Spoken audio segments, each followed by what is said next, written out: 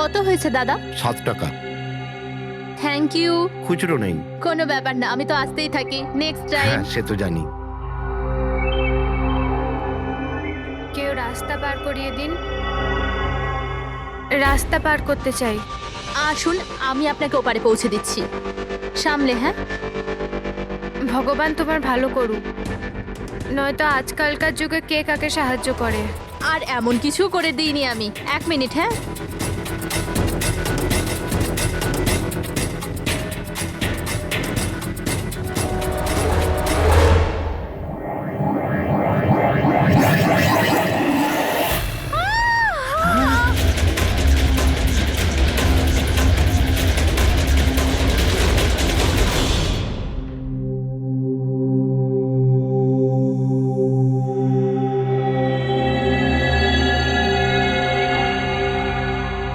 তুমি এখানেই দাঁড়াও।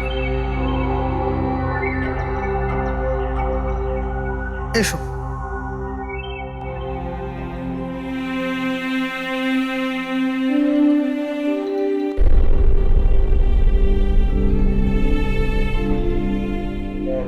রাধিকা, ওঠো রাধিকা, দেখো তোমার বাবা এসেছে। স্যার, এটা কবে হলো, কি করে হলো? কাল রাত্রে তো একদম ঠিক ছিল আমার মেয়ে। রাধিকা ওঠো। রাধিকা ওঠো বাবা, ওঠো। আমরা বাইরে আছি। রাধিকা, রাধিকা ওঠো। দেখো, দেখো আমি এসেছি। রাধিকা ওঠো।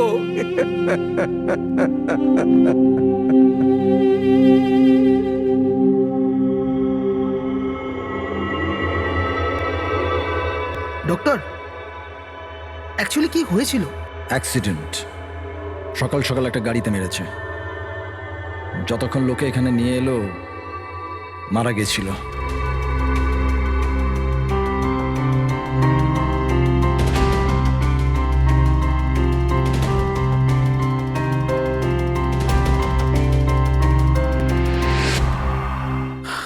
রাঘবকে নিয়ে এসো।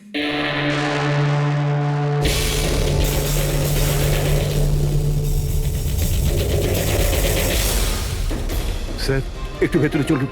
কি হয়েছে? আসুন না স্যার।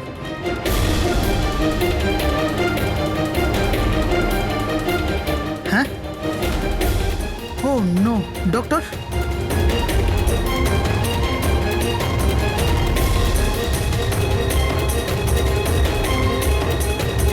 He is dead.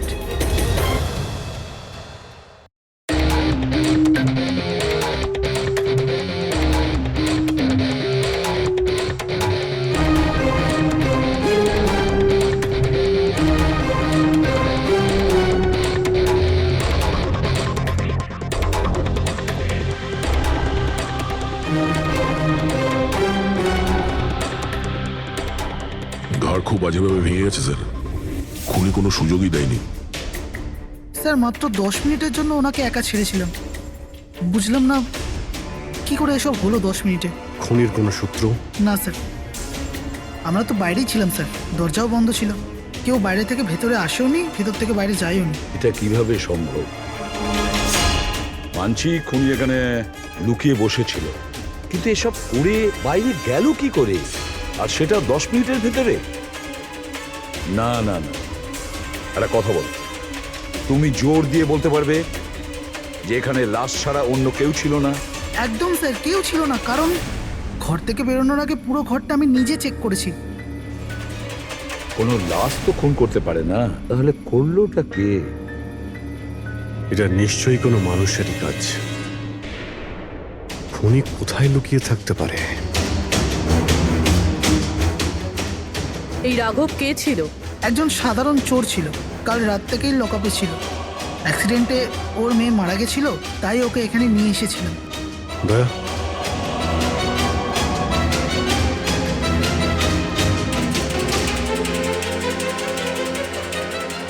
এই যে এখানে তো দরজা আছে।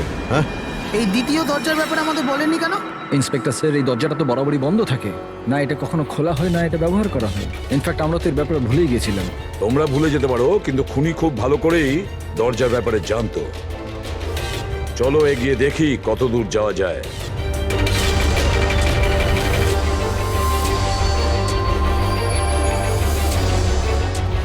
স্যার এই জায়গাটা তো সত্যি সত্যি অনেক দিন ধরেই বন্ধ পড়ে আছে মনে হচ্ছে। স্যার, হ্যাঁ এই দেখুন, জুতোর চাপ আর এই টুলের চাপ, মনে হচ্ছে কেউ এখানে বসেছিল।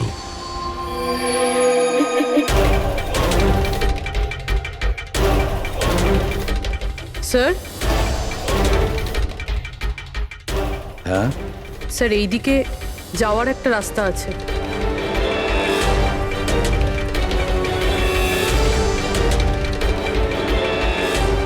স্যার, হ্যাঁ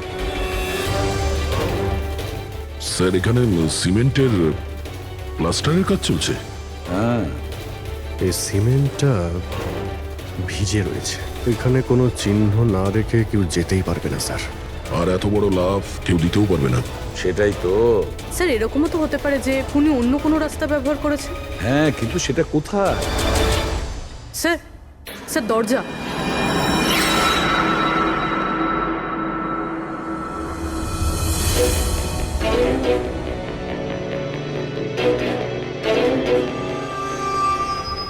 সামনেই সিকিউরিটি কেবিন, এখান থেকে তো বেরোনো অসম্ভব। সেটাই তো। তাহলে যেতে পারে কোথা দিয়ে? স্যার এই খুনি কিন্তু বেশ ভালো প্ল্যান বানিয়েছিল। হ্যাঁ কিন্তু একটা প্রশ্ন থেকে যায়, একটা সাধারণ চোরকে মেরে ফেলার জন্য এত বড় প্ল্যানিং আর এত বড় ঝামেলা করার কি দরকার তার? আর কেনই বা করবে? হ্যাঁ স্যার, রাঘব তো পুলিশ কাস্টাডিতেই ছিল, ওকে মারার প্ল্যানিং এখানে কেন করলো, তাও হসপিটালের মর্গের মধ্যে? আর তারপর খুনি বা জানলো কি করে যে ওর মেয়ের আজকেই অ্যাক্সিডেন্ট হবে আর ওর বডিকে এখানে নিয়ে আসা হবে?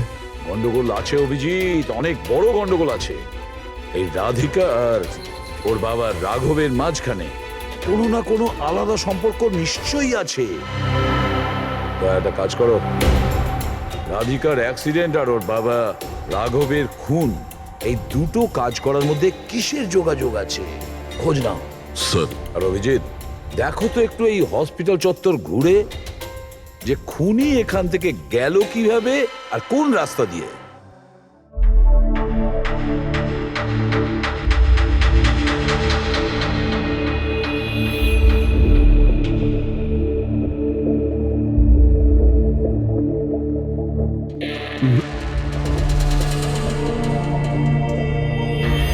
এই জানালা দিয়েই যে খুনি বাইরে বেরিয়ে এসেছে তা তো মনে হচ্ছে না। হ্যাঁ স্যার, কেননা এখানে মাটিটা তো ভেজা রয়েছে। যদি এখান থেকে লাফিয়ে বাইরে আসে তো কোনো চিহ্ন বা কিছু তো থাকতো। সেটাই তো।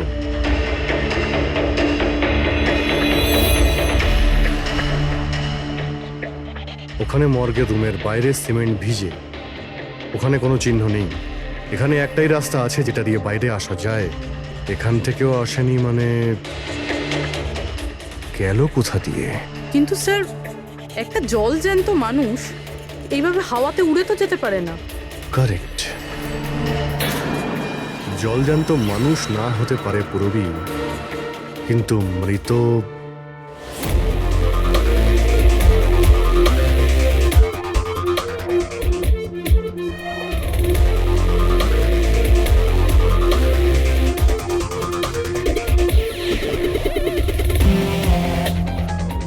স্যার এই মেঝেতে যে জীবাণুনাশক কেমিক্যাল স্প্রে করা হয়েছে এর ওপর জুতোর ছাপ রয়েছে। মানে খুনি যদি রাঘবকে খুন করে এই দরজা দিয়ে বাইরে বেরিয়ে যায় তাহলে তার কেমিক্যাল লাগা জুতোর চিহ্ন ওখানেও থাকা উচিত। এখানটায় দেখো তো।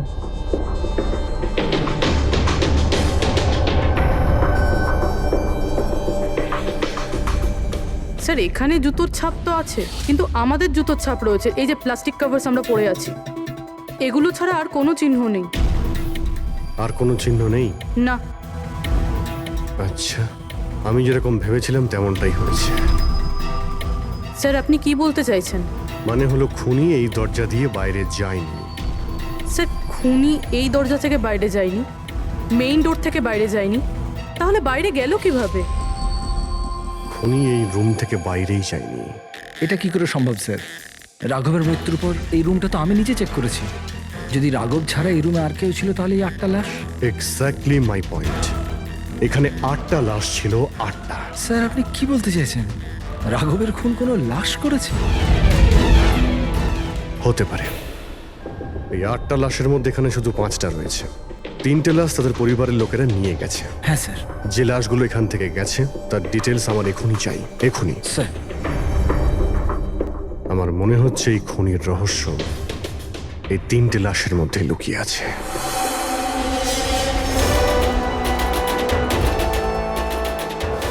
ওই অ্যাক্সিডেন্টটা এখানে হয়েছিল।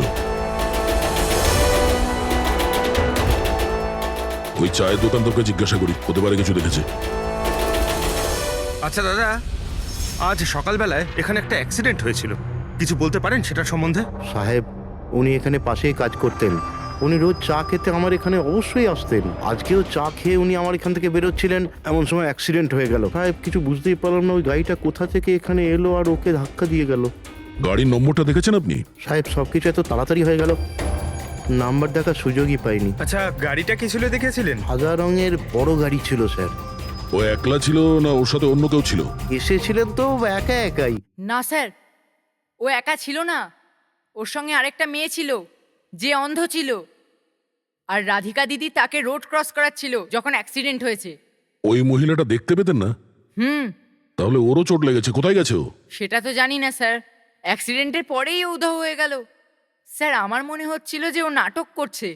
প্রথমে তো ঠিকঠাকই দাঁড়িয়েছিল, তারপর দিদিকে দেখে ও সাহায্য চাইলো। এটা হতে পারে যে ওই মহিলা যে কোনোভাবেই হোক রাধিকাকে মাঝ রাস্তায় নিয়ে যেতে চেয়েছিল, সেই কারণেই ও চা খাওয়ার জন্য অপেক্ষা করছিল, আর সবাইকে ছেড়ে ও ওর কাছেই সাহায্য চেয়েছে। রাধিকা ওই মহিলাটিকে নিয়ে ডিভাইডারের কাছে যাওয়ার পরেই মহিলাটি গায়েব হয়ে গেছে। তারপরে ওই গাড়িটা রাধিকাকে মেরেছে। তার মানে এটা কোন অ্যাক্সিডেন্ট নয়, খুন? এখন তো এরকমই কিছু মনে হচ্ছে। কিন্তু স্যার, কেউ রাধিকাকে কেন খুন করবে? সেটাই তো জানতে হবে। রাঘব আর রাধিকার এই দুজনের মৃত্যুর কারণ কিছু বুঝতে পারছি না। রাঘব, এক মিনিট, এই রাঘব জেলে ছিল, আর ওখানে ওকে কেউ মারতে পারতো না। আর রাধিকাকে মেরে রাঘবকে সেখানে পাঠিয়েছিল যেখানে ওকে মারার ব্যবস্থা করেছিল, মর্গ। এক্স্যাক্টলি। কিন্তু স্যার, রাঘব তো একটা সামান্য চোর ছিল, ওকে মারার জন্য এত বড় প্ল্যানিং? ফ্রেডি নিশ্চয়ই এই মামুলি চোরের কাছে এমন কিছু ছিল যেটা মামুলি নয়। আচ্ছা, কালকে এখানে ডিউটিতে গেছিল? আমি ছিলাম স্যার, আর আমার সাথে এই 2 কনস্টেবল। আমরা রাঘবের পুরো ডিটেলস চাই। আচ্ছা, এটা বলুন যে ওকে কোন অপরাধের জন্য গ্রেপ্তার করা হয়েছিল? আমরা ওকে গ্রেপ্তার করিনি, কাল রাতে ও নিজেই এখানে এসেছিল। নিজে এসেছিল? আমরা ওকে গ্রেপ্তার করিনি, কাল রাতে ও নিজেই এখানে এসেছিল। নিজে এখানে এসেছিল? আমি স্যারের সঙ্গে টাকার কথা বলছি, তুই আমাকে ইনফরমেশনটা বল। বল। না, আমি এখন বড়বাবুকেই বলবো। এটা বল, স্যার কোথায়? তুই আমাকে বল না। না, আমি স্যারকেই বলবো। কুশল, কিসের তর্ক বিতর্ক চলছে এখানে? নমস্কার স্যার। রাঘব, তুই এখানে কি করছিস? স্যার, রাঘব বলছে ও অনেক বড় ইনফরমেশন নিয়ে এসছে। আচ্ছা, ঠিক আছে, ওর কাছ থেকে ইনফরমেশন নিয়ে নাও। কিন্তু স্যার, ও টাকা চাইছে।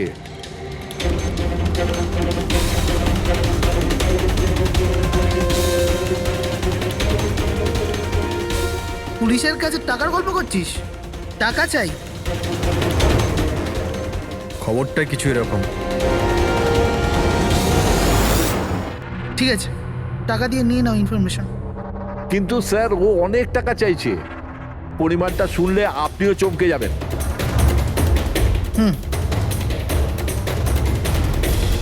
বল, কত দাম তোর ইনফরমেশনের? 3 কোটি। আরে, 3 কোটি? এমন কি ইনফরমেশন ছিল ওর কাছে যে এত টাকা চাইছিল? জানি না স্যার, ও কিছু বলেনি। হ্যাঁ, এটা বলছিল যে কয়েক হাজার লোকের জীবনের প্রশ্ন, কিন্তু বলবে তখনই যখন ও 3 কোটি টাকা নেবে। স্যার, কালকে রাতে তো ওকে আমি লকআপে রেখে দিয়েছিলাম। ভেবেছিলাম যে সকাল হলেই ওকে আমি আমার মতো করে জিজ্ঞেস করব। ঠিক তখনই ওর মেয়ের ব্যাপারে আমরা জানতে পারলাম, আর আমরা ওকে নিয়ে মর্গে চলে গেলাম। স্যার, এমন কি রহস্য ছিল ওর কাছে যার উপরে হাজার হাজার মানুষের প্রাণ নির্ভর করছিল, আর যার জন্য ওর নিজের এবং ওর মেয়ের প্রাণটাও গেল? আগে তো আমাদের এটা জানতে হবে যে এই রাঘব কালকে কোথায় কোথায় গেছিল আর কার কার সঙ্গে দেখা করেছিল আর সারা দিন ও কি করেছিল। স্যার দিনের কথা তো জানি না, কিন্তু রাতে ওর রোজকার মতো নেশাতেই ছিল। আমরা ওর ফাইলটা চাই। হ্যাঁ স্যার। এই লোকটা এখানে আসে দেখেছেন? হ্যাঁ আছে স্যার, আপনি ম্যানেজারকে জিজ্ঞেস করুন। ম্যানেজার কোথায়? ওপরে।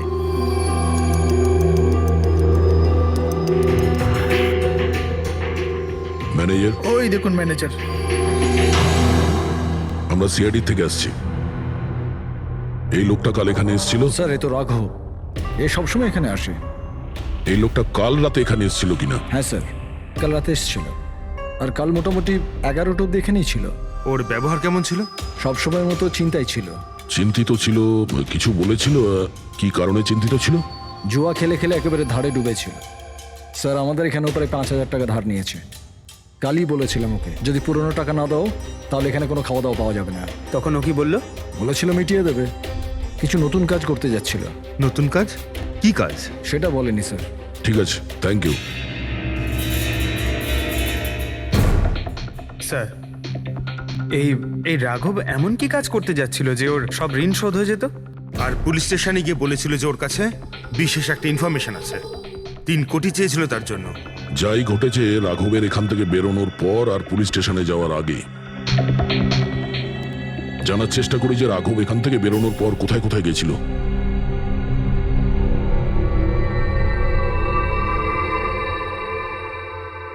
আচ্ছা, কালকে এই লোকটাকে আশেপাশে কোথাও দেখেছিলে? হ্যাঁ স্যার, যখন এখান থেকে বেরোচ্ছিলাম তখন আমি দেখেছি ওনাকে। তারপর কোথায় গেলেন আমি কিছু জানি না। আচ্ছা, এখান থেকে ও হেঁটে গেছিল না? হ্যাঁ স্যার, শুধু হেঁটেই গিয়েছিল, পুরো নেশা করেছিল। ওইদিকে কোথায় গেল স্যার? নেশা অবস্থায় হেঁটে গেছে তো বেশি দূর যায়নি। চলো দেখি। Thank you. ঠিক আছে স্যার।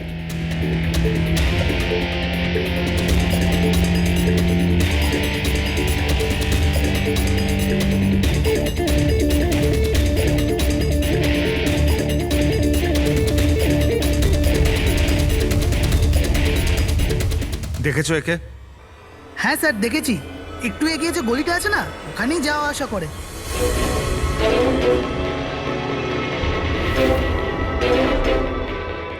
এক মিনিট, এই লোকটাকে দেখেছো?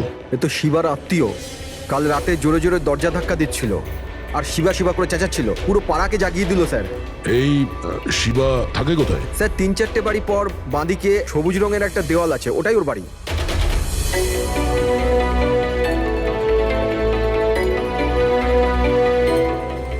তালা লাগানো আছে, খুলতে হবে।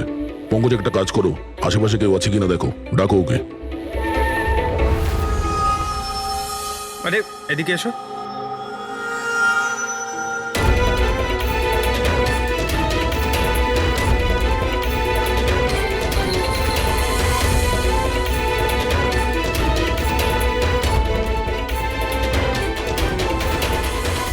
মনে হচ্ছে ঘর খালি করে ও পালিয়ে গেছে এখান থেকে। কোথায় ও? শিবা কোথায়? হ্যাঁ স্যার ওর তো কোনো খোঁজ খবর থাকে না, যে কোনো সময় আসে যে কোনো সময় যায়। আচ্ছা, কোনো আইডিয়া আছে কোথায় পাবো ওকে? স্যার ওই বস্তির পেছনে ওর ওর আত্মীয়র বাড়ি আছে, ওখানে পাওয়া যেতে পারে, ওখানেও যায় আসে।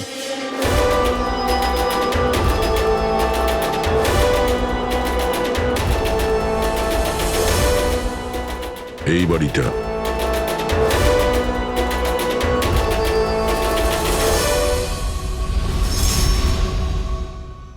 আপনি শিবার আত্মীয়? হ্যাঁ স্যার। আপনারা?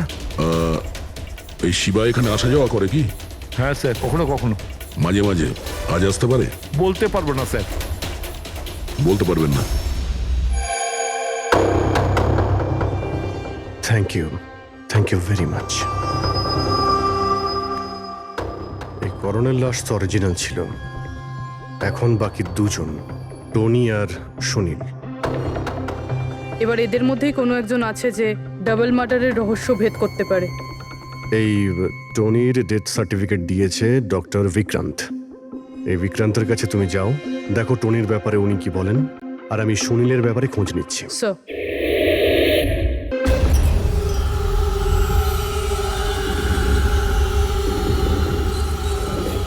রবি, রবি, দরজা খোল। আপনি কে? সিআইডি। কোথায় পালাচ্ছিস? এই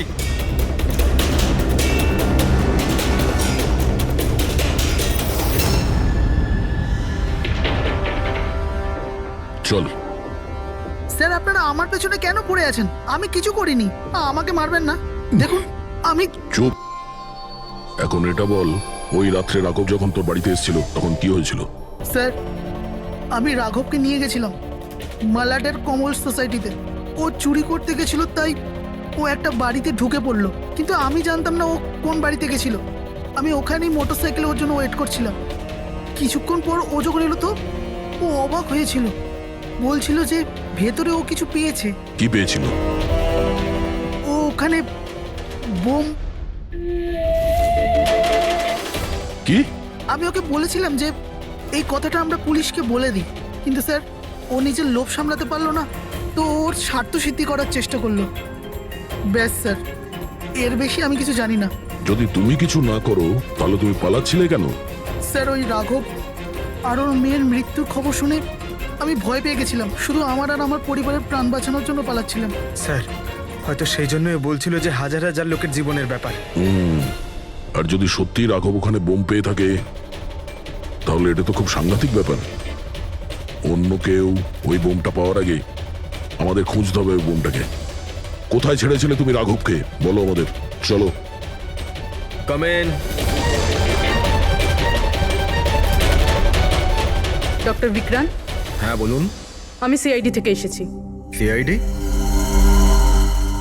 বসুন। না ঠিক আছে, এই এই টনির ডেথ সার্টিফিকেট আপনি ইস্যু করেছিলেন? হ্যাঁ আমি ইস্যু করেছিলাম। আচ্ছা তাহলে কি টনি সত্যিই মারা গিয়েছিল? এটা কি ধরনের প্রশ্ন করছেন আপনি? অফকোর্স মারা গেছিল, না হলে আমি ডেথ সার্টিফিকেট ইস্যু করতাম কি করে? দেখুন ডক্টর, আমি সেরকম কিছু বলতে চাইনি। এরকমও তো হতে পারে আপনার কোনো ভুল হয়েছিল, ও বেঁচে ছিল আর তারপর। আমার 20 বছরের জীবনে আমাকে আজ পর্যন্ত এরকম অভিযোগ কেউ করেনি। আচ্ছা ডক্টর, আপনি কি টনিকে আগে থেকে চিনতেন? আগে না, ওনার স্ত্রী ওনাকে ক্লিনিকে নিয়ে এসেছিলেন।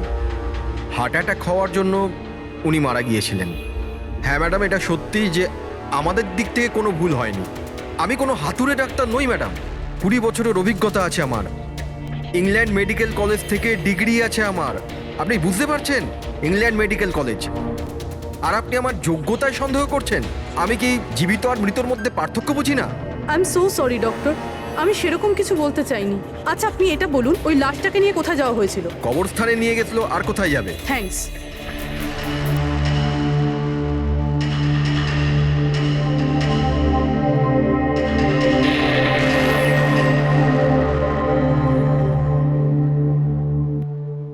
হ্যাঁ পুরবি, কি জানতে পারলে?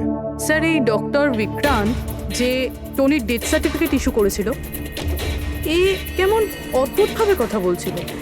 বলছিল যে সে তার ডিগ্রি ইংল্যান্ড মেডিকেল কলেজ থেকে পেয়েছে। England medical college? হ্যাঁ স্যার। স্যার এই নামের তো কোনো কলেজ নেই, আমি ইন্টারনেটেও চেক করেছি। তাহলে আমাকে এরকম কেন বললো? আমার মনে হচ্ছে ও কিছু লুকোচ্ছে। স্যার আমারও তাই মনে হয়। আমি একটা কাজ করছি, আমি খোঁজ নিচ্ছি। দেখো, এই কেসটা কিন্তু খুব বিপজ্জনক, বুঝেছো? তুমি একা কিছু করতে চেও না। তুমি তোমার লোকেশন পাঠাও, আমি এখনই যাচ্ছি। ওকে? ঠিক আছে স্যার।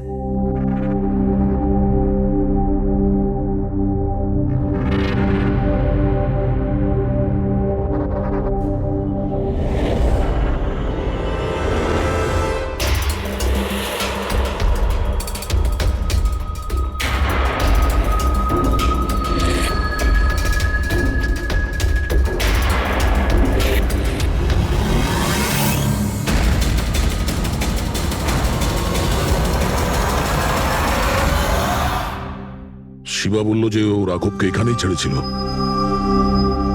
এখানেই আশেপাশে কোথাও জিজ্ঞাসা করিনি? আপনাদের যা যা সাজেশন আছে আমাদের বলতে পারেন। মনে হচ্ছে কোনো মিটিং চলছে ভেতরে। হ্যাঁ, সেটা একটু দেখে নেওয়া বাড়িয়ে নিলে। এক্সকিউজ মি,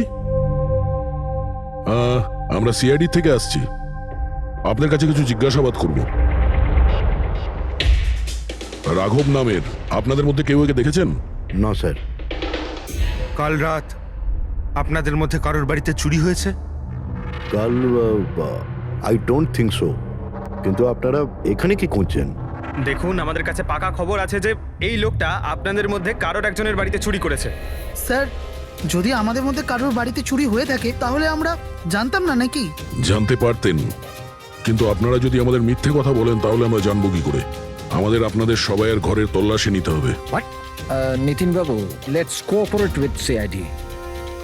স্যার, আপনারা তল্লাশি নিতে চান, আপনারা করুন তল্লাশি, আমাদের কোনো প্রবলেম নেই। ঠিক আছে, মনে হচ্ছে তল্লাশি করে কোনো লাভ হবে না।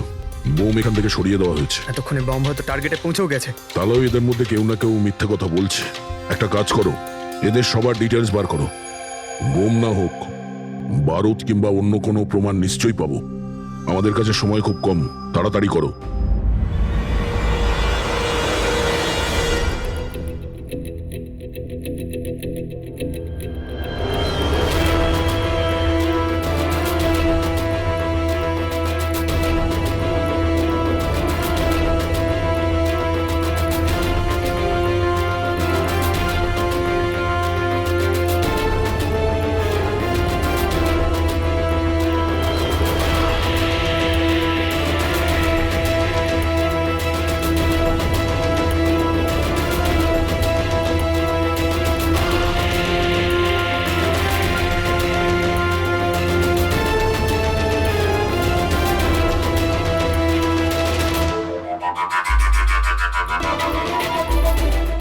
কফিন?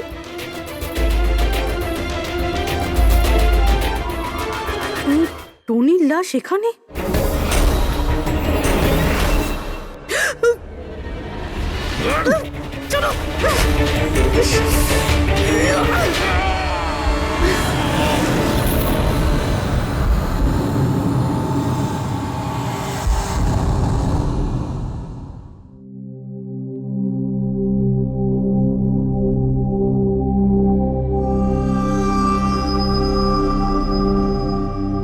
হ্যাঁ পঙ্কজ,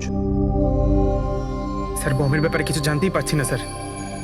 যে কটা লোককে আমরা সন্দেহ করছি না, প্রত্যেকটা লোকের ঠিকুজি খুঁজে বের করো খুব ভালো করে। হ্যাঁ দয়া, এই ব্যাপারে কিছু খুঁজে পেলে?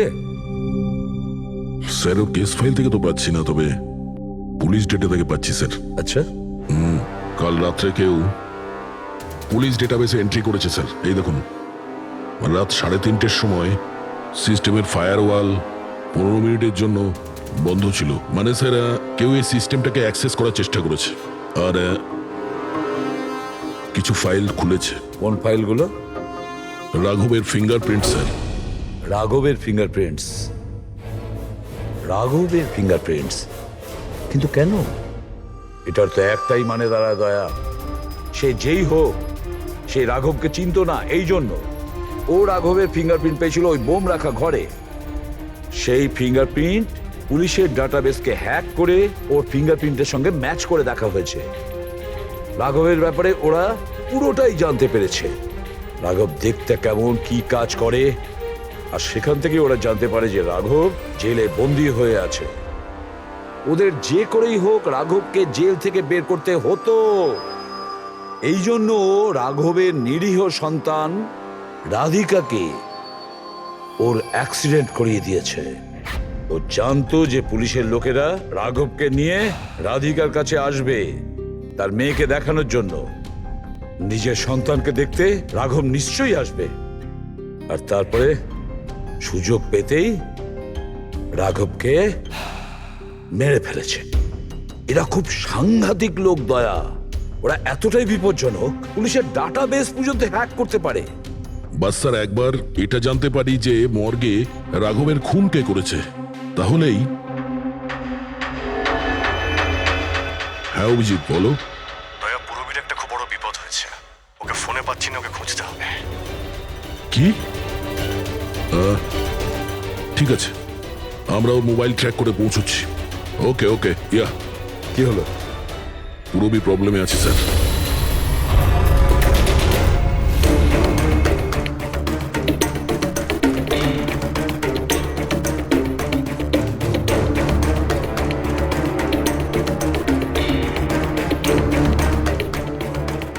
লোকেশন তো এটাই বলছে, চলো।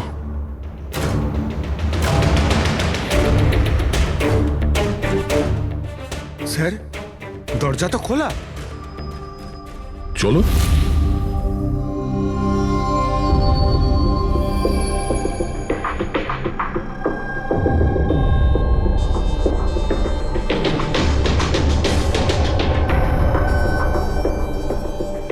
এখানে তো কেউই নেই।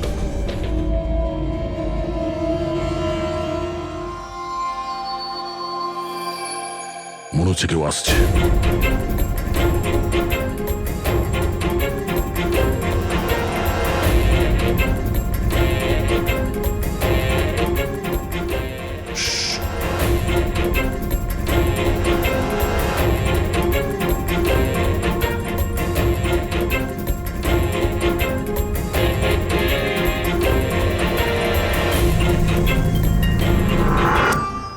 অভিজিৎ, তুমি? আমি পুরবীর মোবাইল ট্র্যাক করে এখানে এসেছি। পুরবী কোথায়? পুরবী তো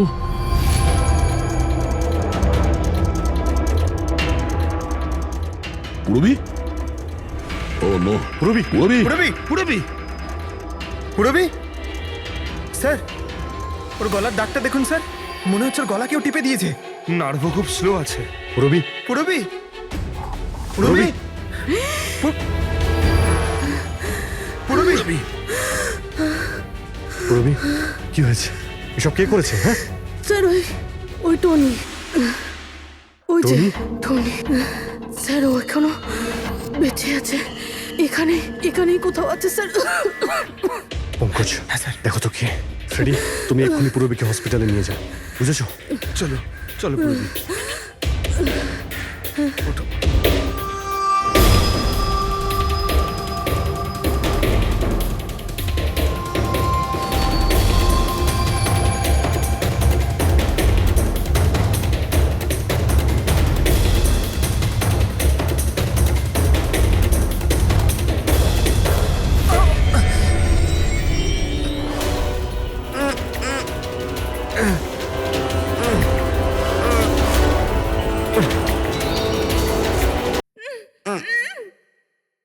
আমার স্বামী। ভয় পাবেন না, আমরা সিআইডি থেকে।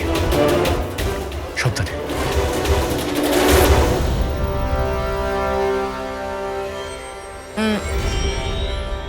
আপনি কে?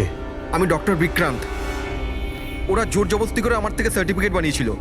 আমার বউ ওদের কাছে বন্দি ছিল, ওর প্রাণের ঝুঁকি ছিল। এই, এসব কি হচ্ছে কি? হ্যাঁ, এতক্ষণ তো লাশটা মিথ্যে ছিল। যদি সত্যি কথা না বলো না, তোমাদের দুজনকে জীবন্ত পুঁতে ফেলবো। না স্যার, আমি বলছি স্যার, আমি বলছি। তুই অন্ধ হওয়ার নাটক করেছিলি যাতে এই টনি রাধিকাকে মারতে পারে। বস, পুরবী কেমন আছে? স্টেবল, হসপিটালে অবজারভেশনে আছে। গুড। রাধিকার খুনের রহস্যটা তো বুঝতে পারলাম। এটা বলো যে রাঘবকে কি করে মারলে তোমরা? ওই মর্গে কি করে ঢুকলে তোমরা? আর লাশ হওয়ার অ্যাক্টিং কি করে করলে? হ্যাঁ, অ্যাক্টিং ছিল না দা, ও সত্যিই মরে গেছিল। কি? কি ঠিক বলছি তো? প্রথমে তুমি মরে গেছিলে, তারপর বেঁচে উঠে তুমি রাঘবকে খুন করে দিলে, রাইট? আরে সালুকে কি বলছো সব? মরে গেছে, বেঁচে উঠেছে, আবার বেঁচে উঠেছে। আমি ঠিক বলছি বস। পুরবীর গলাটা টেপার সময় এর হাত থেকে কিছু কেমিক্যালস পুরবীর গলায় লেগে যায়। আমি ওগুলো টেস্ট করেছি। ওটা এক ধরনের টক্সিন, যেটা খুবই রেয়ার, দুর্লভ সমুদ্রের মাছের মধ্যে পাওয়া যায়। এই সামুদ্রিক মাছ নিজেদের প্রাণ বাঁচানোর জন্য এই টক্সিনের ব্যবহার করে। কিছুক্ষণের জন্য একে দেখে মনে হবে যে মারা গেছে, কিন্তু আবার বেঁচে ওঠে। এও সেই টক্সিনেরই ব্যবহার করেছে। এও কিছুক্ষণের জন্য মারা গেছিল। আর এই টক্সিনটা এমন অদ্ভুত জিনিস যে কেউ একে ধরতে পারে না। মানুষের হার্টবিট একদম বন্ধ হয়ে যায়। দেখে মনে হয় যেন মানুষটা মরেই গেছে। এই কাজটাই এ করেছে। প্রথমে মারা যায় আর তারপরে বেঁচে উঠে রাঘবকে খুন করে। ঠিক বলেছি? Correct sir. তুমি ওদেরকে মারলে কেন? আমি টাকা পেয়েছিলাম স্যার। ইন্টারনেট থেকে কেউ আমাকে হায়ার করেছিল রাঘব আর রাধিকাকে মারার জন্য। বোম কোথায়? বম কোথায় আমি জানি না স্যার। কে হায়ার করেছে তোমাদের? আমি এর আগে কোনোদিন দেখা করিনি স্যার। ও আমাকে একটা বিল্ডিংয়ে রেকি করার কথা বলেছিল, যেটাকে ওড়াতে চাইছিল। কোন building? DT pharma company limited.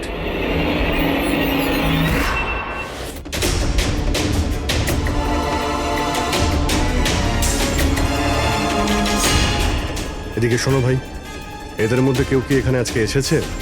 হ্যাঁ, এ পার্কিং লটে গেছে স্যার।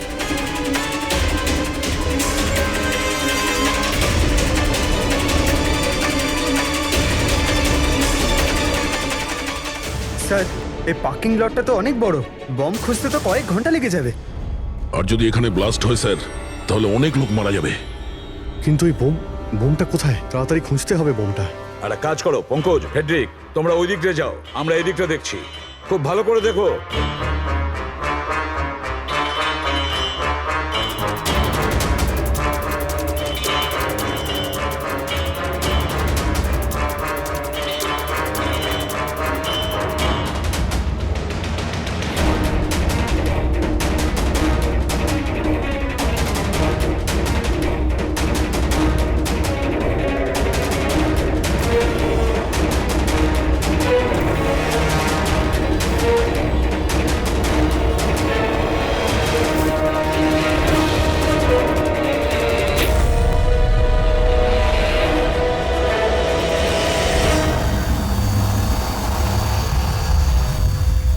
নিতিন, সিআইডি এগোবে না কেউ বলে দিলাম। টিকা টিপে দেবো আমি, ছাড়বো না আমি কাউকে। চলুন স্যার, ওকে ধরো।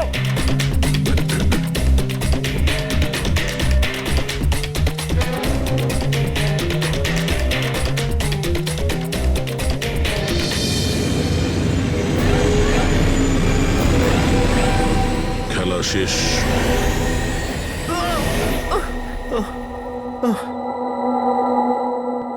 বলো নিতিন, কেন বোম দিয়ে এই বিল্ডিংটাকে উড়িয়ে দিতে চাইছিলে? বিল্ডিং নয়, কোম্পানি এটা। স্বপ্ন আমার, পরিশ্রম আমার।